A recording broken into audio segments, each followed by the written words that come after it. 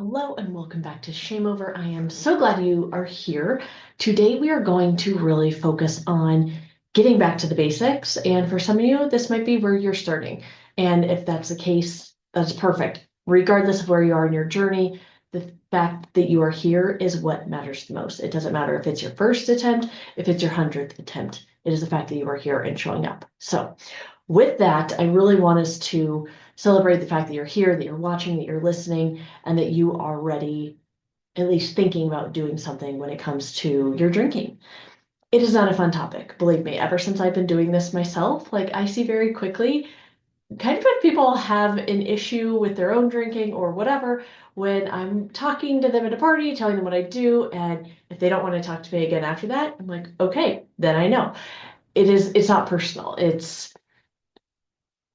Well, it is personal in a sense, but yes, you guys, I hopefully know what I'm trying to say. But as we're doing this journey, it is such a personal experience that it's hard to talk about. We don't want the fear of judgment. We don't want anyone watching us or babysitting us, or, there's so much shame involved.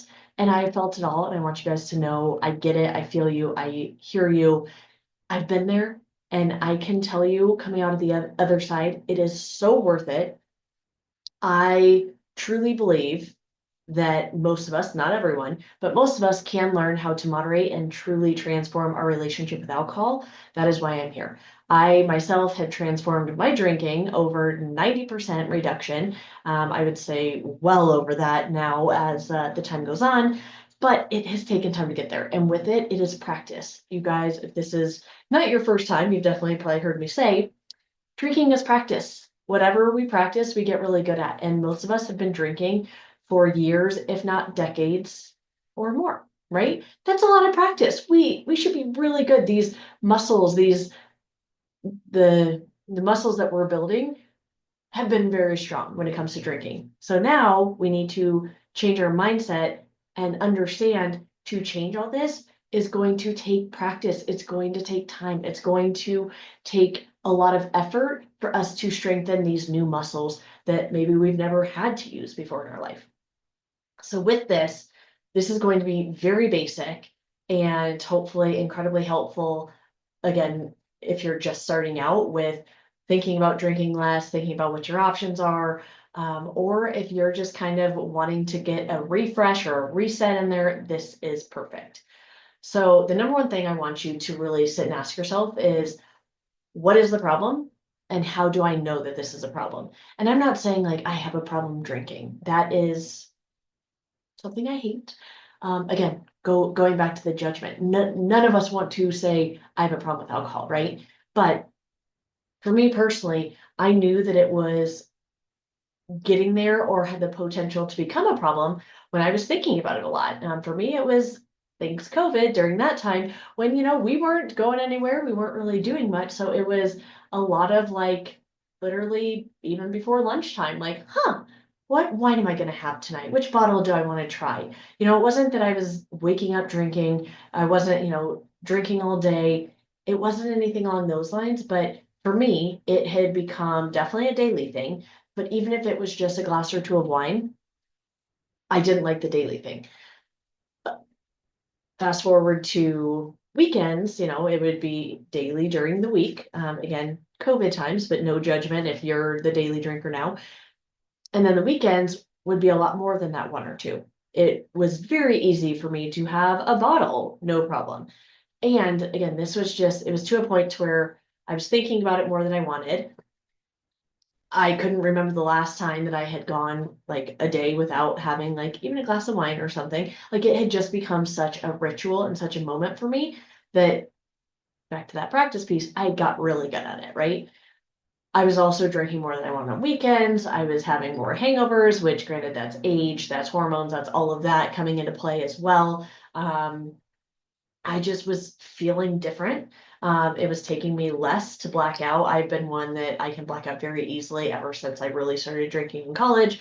It was not that I had to have like a handle of vodka to be able to black out. Like I could black out sometimes, very randomly, but sometimes just after a couple drinks. So blacking out was becoming more frequent, and I had no idea if I was going to or not.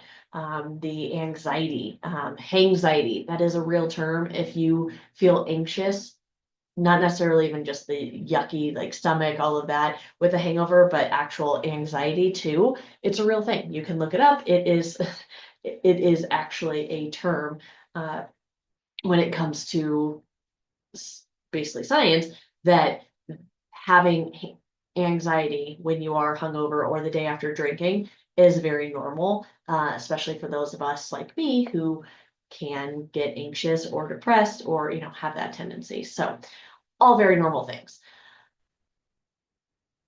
I was at a point to where I was just like, I'm not doing this waking up. I'm not hiding it. I'm not sneaking it. I'm not lying about it. It's not impacting my relationships. I was not there yet, but I had a moment where I'm like, why do I want it to get there for me to want to do something?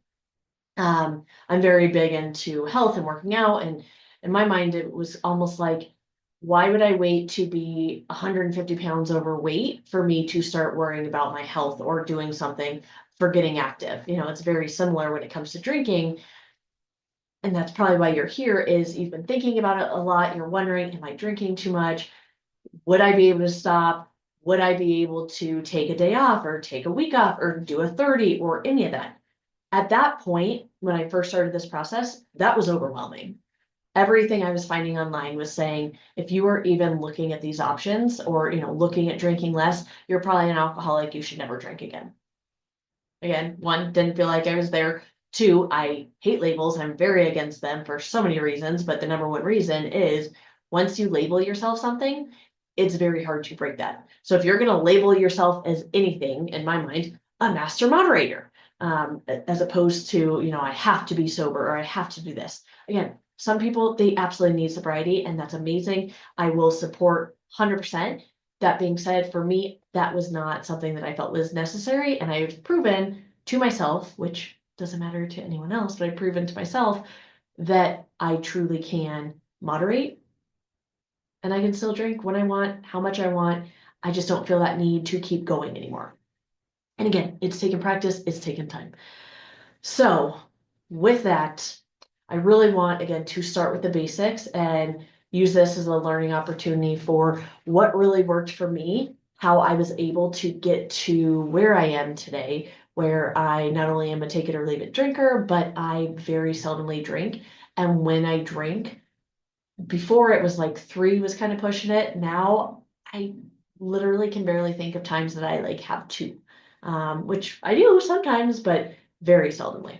So how did I get here? That's probably what you want to know, and what you can do yourself. Um, Again, back to the everything I found online was basically saying you're an alcoholic, never drink again. Like I said, I didn't think that was the case for me. There was nothing else that I was finding out there. And so I created something, and obviously, clearly it's worked. So this is some of the stuff that I had done to be able to get there. If you want to dive into the Lose the Hangover boot camp or get coaching with me in the ShameOver squad, that is all possible. And you can obviously look at that. There will be links in the show notes and all of that. But this is a way for you just to really understand, like, here's things that I can start doing today to start getting better, to start understanding myself, and to start accepting who I am, where I am, knowing that there's always room for improvement, but I am perfect as I am right now.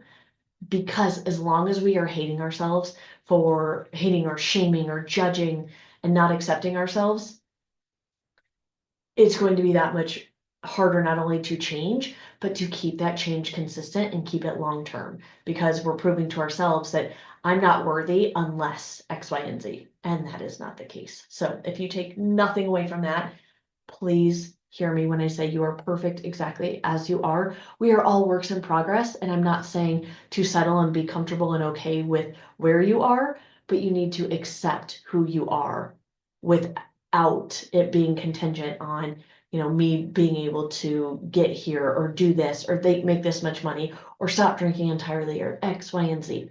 It needs to be just based on who you are right now and have that acceptance there. Okay.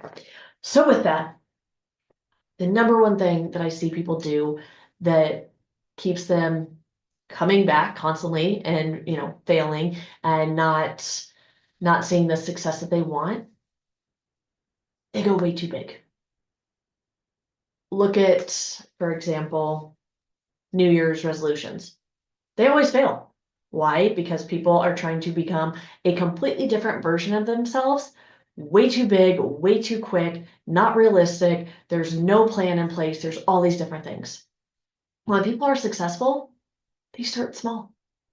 And that's what I want you to do.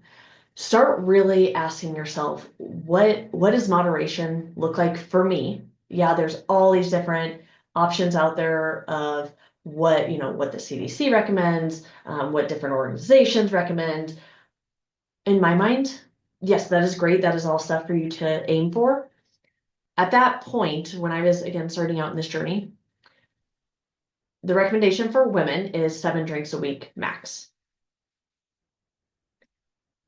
When I was starting out, if you told me I could only have 7 drinks max, I would have been like, yeah, no, I'm not. What's the point? What's the point in even trying for that? So I didn't focus on that. I looked at where I was. So finding your baseline is going to be number one. Knowing how much you're drinking right now is going to be imperative because you can't change things if you're not aware of where you currently stand. So understand where you're at first. That means tracking. Start tracking, lose the judgment, and don't up it to give yourself, a higher baseline to come down from. Just meet yourself where you're at. Understand where you're starting and work backwards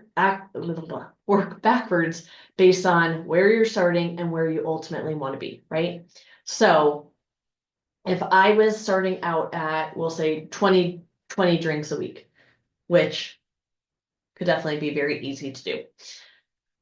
20 drinks a week, I wanted to get to that 7. What's realistic? Next week or this week, shoot for 19. And then the next week, shoot for 18 or 19. Then the following week, 18 or 17.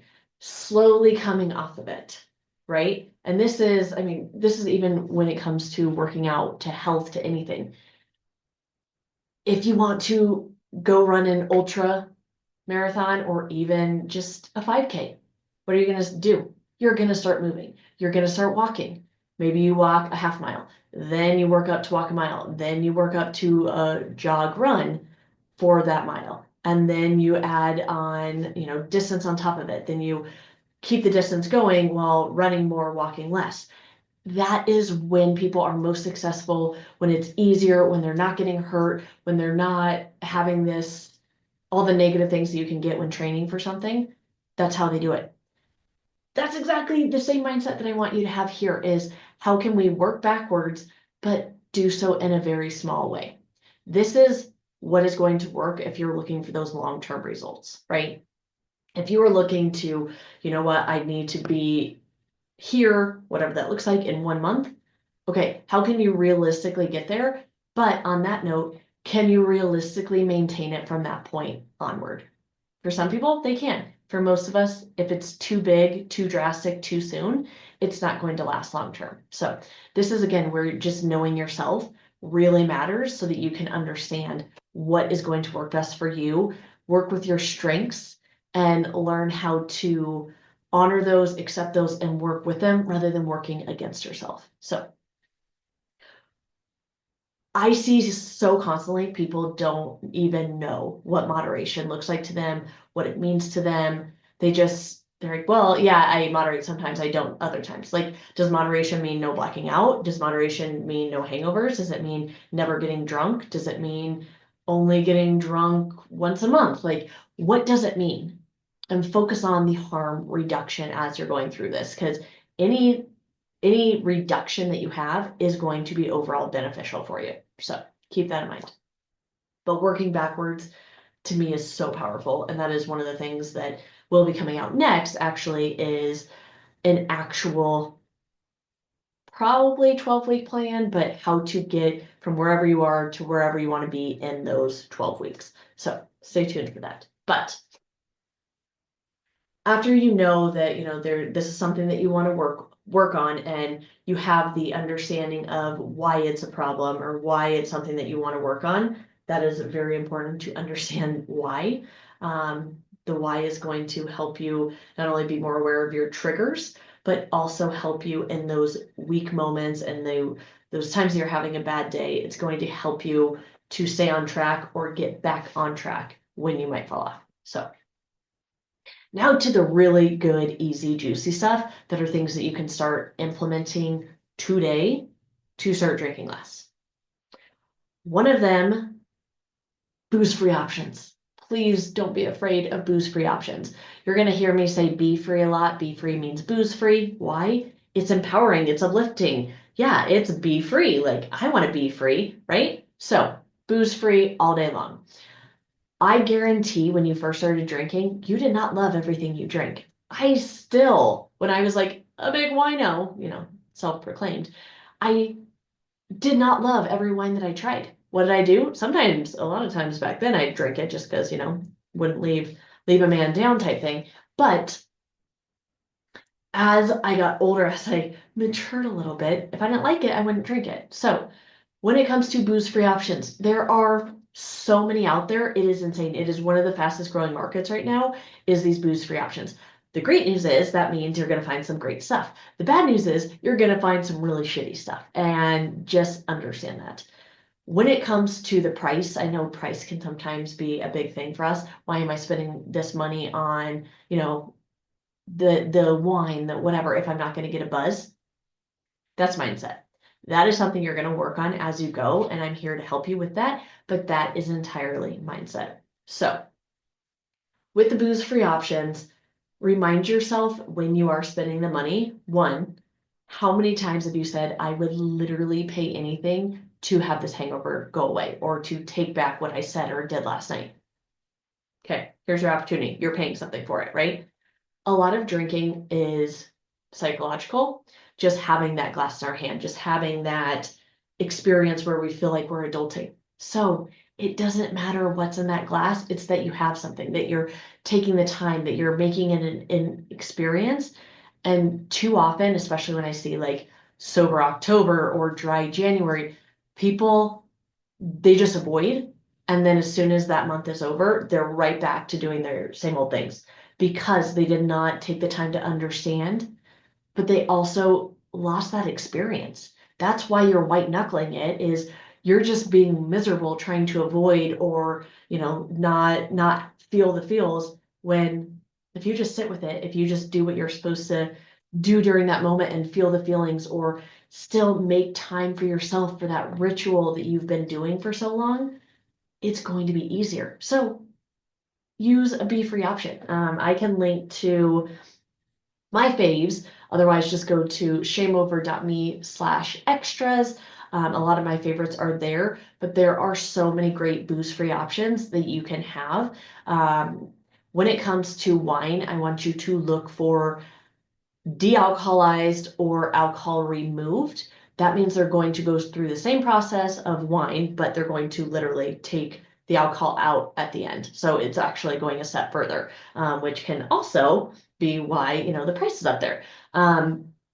Reds are a lot harder to find really good ones of, especially at the lower price point, whereas whites and rosés and even sparkling, I've found some amazing, great options well under $20. So again, check out shameover.me/extras if you want some of those. If you're a beer person, Athletic Brewing has phenomenal options across the board. Blue Moon Zero is my personal fave. I've heard so many people that love Heineken Zero. Before, it used to be O'Doul's. That was literally your one and only option. And whenever anyone got that, it was just, the assumption that that person's an alcoholic. That is not the case anymore.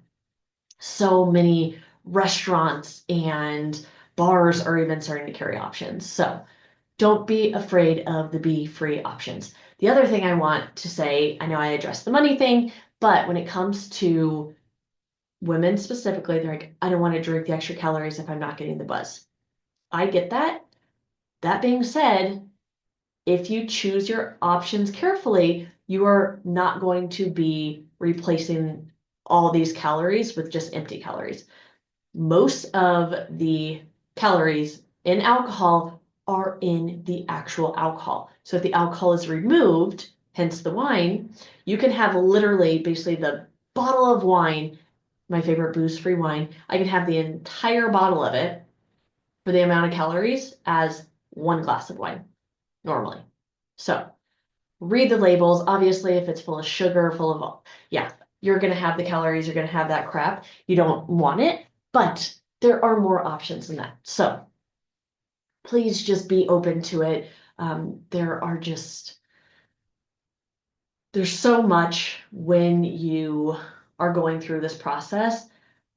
There's mourning and grieving that like you feel like you're missing out. You're not going to be the person. You're not going to have fun anymore. You're not going to laugh anymore. You're not going to all this stuff. Mindset, yes, but a lot of it goes away when we still feel like we're adulting, and that is having something in our glass. And also, again, back to that ritual, especially moms and women, almost always the time that you pour that glass of wine or pour that drink for yourself is the first time that you've made for yourself all day. You've been filling everyone else's cup all day long. You've not done yours. And that is why keeping the ritual for yourself is such a big deal. So with that, booze-free options are the way to go. And I have some that I literally drink over actual alcohol 90% of the time because I enjoy it more now. So just saying, you can get there. As you're going through this process, and I probably should have said this earlier, but the number one thing that you want to really ask yourself as you're starting to look at your relationship with alcohol is, what do you ultimately want? Do you want to start incorporating more booze-free days? Do you want to drink less when you're drinking? Maybe it's a mixture of both. That is something that you can work on and tweak, that's the word, as you're going through this process, but really take time for yourself to understand, like, what does it look like? For me, drinking less was definitely something that I could work on, but working in those first be-free days were incredibly hard. So that is where I have it here conveniently. This is what I call boop, boop, boop, piggy banking. So what I love about this is when I was early on in my journey, I didn't want anyone to know. Even like I'm an open book on this, but it was, it was something I just one, I didn't want it to change my relationship with my husband. I didn't want him to be like watching me or babysitting me or feeling like, it was changing our dynamic in any way. And I wasn't sure I wanted to go there with anyone. So what I did was I just got a pretty little vase and I had these little marble things. And each day that I would go without drinking, I would put a marble in there. Make sure it is front and center so you see it multiple times a day as you're walking in and out. No one, again, needs to know what this means but you, unless you want to share it. Very quickly, I did let my husband know, like, hey, I'm trying to drink less. So my only question or my request of you is, if you want to drink, totally fine, but please don't ask me if I want one.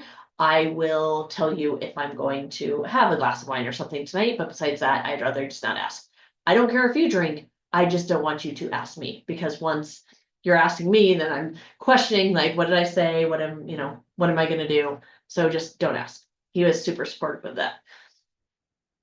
It got to the point to where I would walk by the my piggy bank, that every time I walk by it, I'm like, I want to be able to put something in there tomorrow. So some days I was just like, fuck it, I don't care. Like, I would rather drink than be able to put something in there tomorrow. Fine. But you know what that did?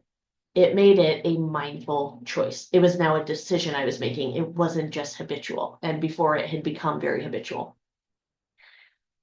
My husband, I'm very, very lucky. He is the most incredible, supportive teammate. I just cannot speak more highly of him. But it would get to the point to where the next morning he'd be, can I watch you put it in? And he would make it fun. He would make it a celebration. So it wasn't just like me putting something in there, but like, we'd do a little dance. Like, these small things add up. And that is what gets you the momentum to keep going. Make it fun, make it simple, make it easy, but just do something that keeps it positive. Because the other beautiful thing, if I did have a day or a weekend that I like went off the rails, I might feel bad about myself. I might have the shame or the guilt or the anxiety or the anxiety. But then I'd look at this and I'd see all these days that I chose to put in the work. And when I saw this, it made me realize I can still put one in tomorrow if if I'm be free today. Make this work for you. Maybe you do it that instead of any be free days, it's any days that you are below your goal. If you are using a drink tracker or something like that. So if you're like at your goal or below, or if you come in below your goal, you get to put something in there. I don't care what it is. Make it so it's motivating to you that you look forward to wanting to put something in there, right? So huge, huge, huge fan of piggy banking, and again, make it pretty so that it can be displayed out and no one knows what it is or what it means but you. But it's keep it front and center. Absolutely. On that same note, remove the alcohol. And what I mean by that, don't have, if you have a bar cart, I love the bar carts. I think it's so pretty. Put booze free options out there instead. Put your alcohol above the fridge in that useless space that, only 6'7" people can get. And with this, you're making it easier to make the decisions that you want to make. Want to put something in there. You're not walking by your alcohol all day long. When you are, no wonder why it's top of mind. No wonder why you're wanting to, have that drink at 4 or 5 o'clock. You've been walking by it all day. It's top of mind, right? Visual cues are so, so, so powerful. So find a way to make the visual cue in alignment with who you're working to become instead of the same person that you're trying not to stay that person, if that makes sense. On that note, what are you doing for self-care that's taking care of yourself? Like I had said earlier, especially for women and for moms in particular, I notice that making the time for the drink is the first time we've made for ourselves all day. That is essentially the first time we put our oxygen mask on. What else can you do throughout the day? Ideally throughout the day, but I know that that's not always realistic. But what can you do at least daily to fill your emotional cup first? And that is where I recommend everyone comes up with their PS list.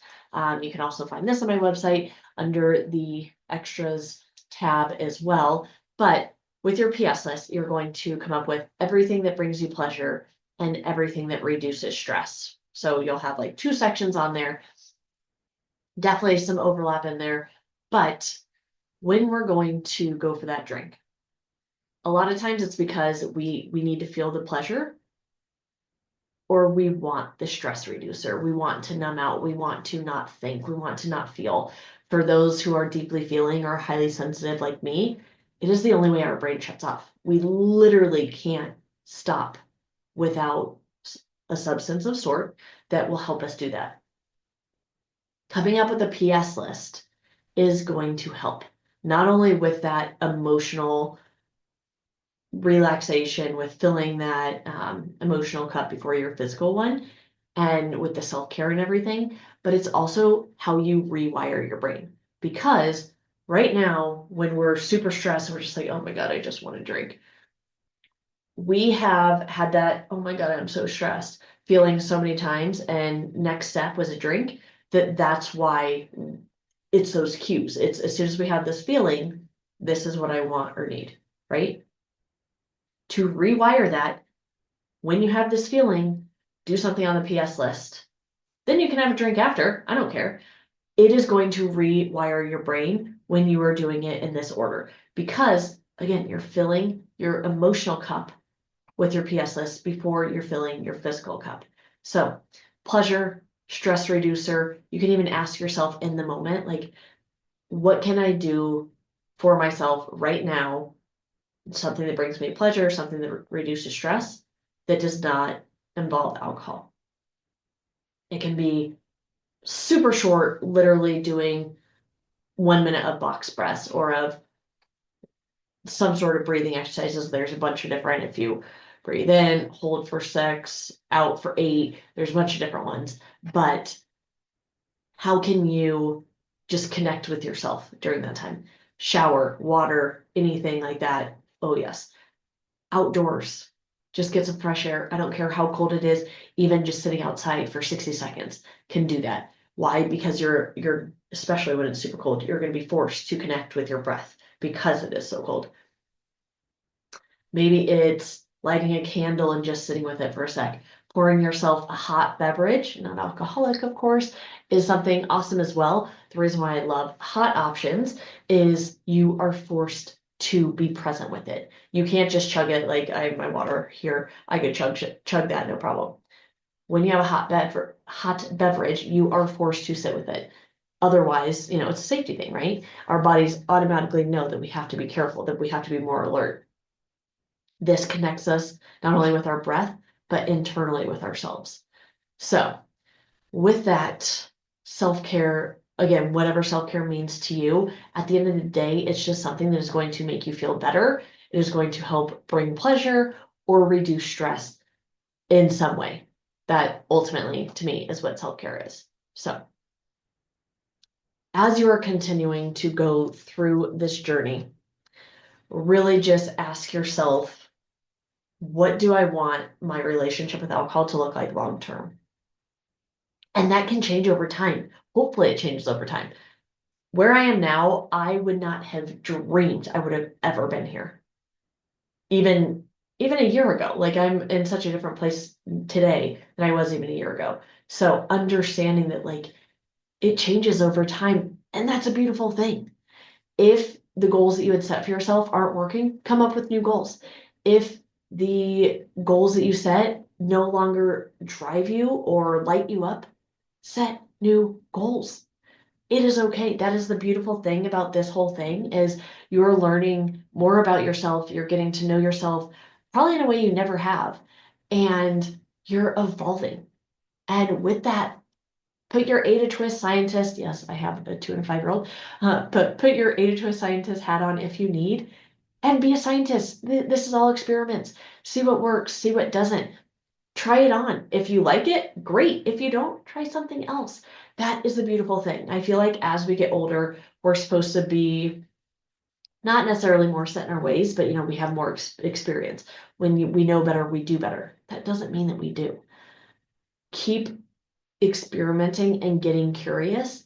That is one, the only way you're really going to evolve and get better, but it's going to make it so much more fun. And then you don't see failures as this big, huge, ugly, horrible thing. It's more like, oh, well, I can't grow unless I find out what isn't working. So this is a great opportunity for me to explore and for me to understand differently. What does this look like now? Especially all the women that I'm working with who are aging. I mean, all of us are aging, we know that. But how my body is now that I'm nearing 40 is very different than how it was when I was obviously in my 20s, but even early 30s. Like things are changing. So understanding that as we're going through what worked for you last year might not work for you now. And that's okay.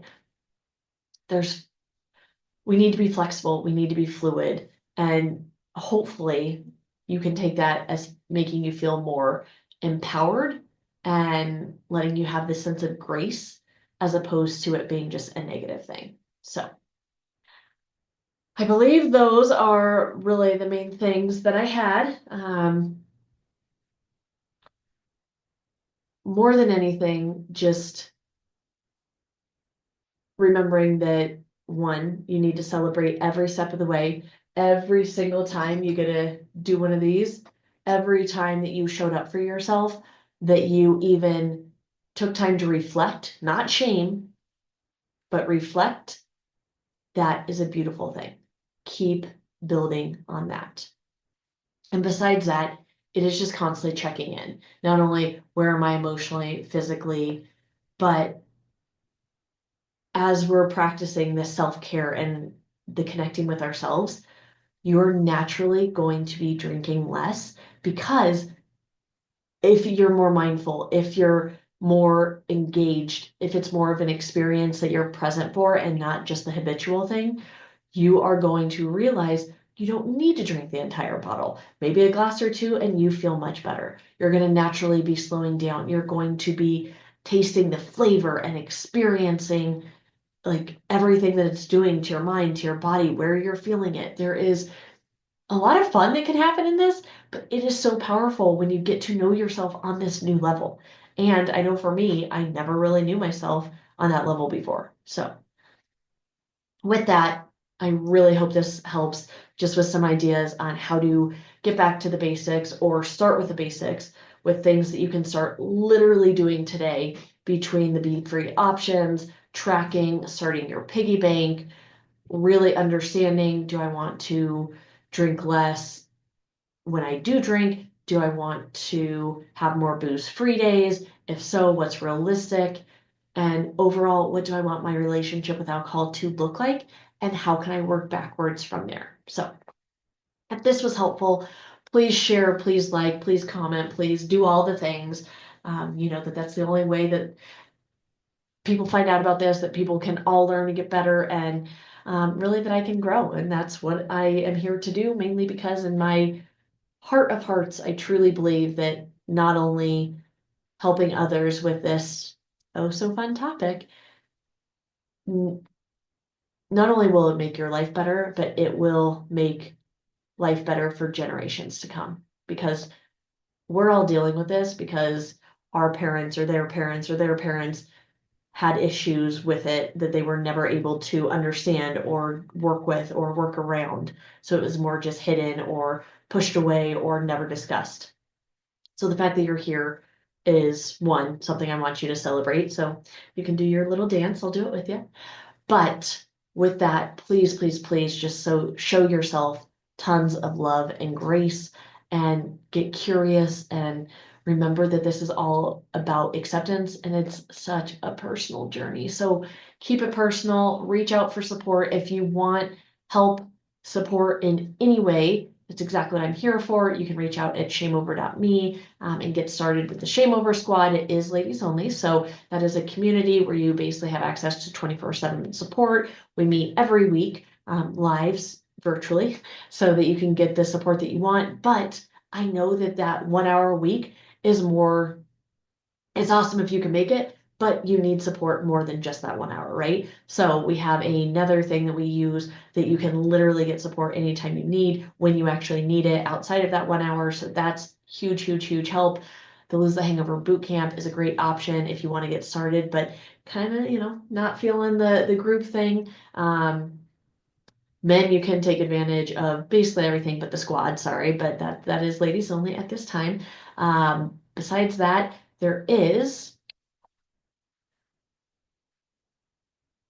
Hangover Free Holidays is officially starting, and the workbook now is live on Amazon. So if you want to join Hangover Free Holidays, you can get that at shameover.me. But if not only men, but if you just kind of want to do it on your own, I have the workbook only available on Amazon. So that's linked as well. So really, you have all the things. But as we're gearing up for the holidays, I know it's going to be very hard to not be triggered, to not engage in every possible social event that is going to be filled with endless alcohol options. So you can be a part of the statistic where across the board drinking increases by at least 30%, or you can thrive this holiday season and either maintain or even start drinking less. How amazing would it be to be able to start drinking less instead of more? Not only are you going to be feeling better, you're going to be less stressed, you're going to be cutting a lot of calories. So, how we feel about ourselves come January, that's not going to be the case. But going into the new year, feeling this sense of empowerment that, man, I made it through the holidays. What else can I do? And what else can I accomplish? And that's just what I'm here for. So with that, lots of love, please go with grace. Again, like, subscribe, share, whatever, all the things. If you want to connect, at Lose the Hangover on Facebook and Instagram. Besides that, that's all I got. So wishing you and yours a great kickoff to the holiday season and hopefully see you all back here soon. Cheers.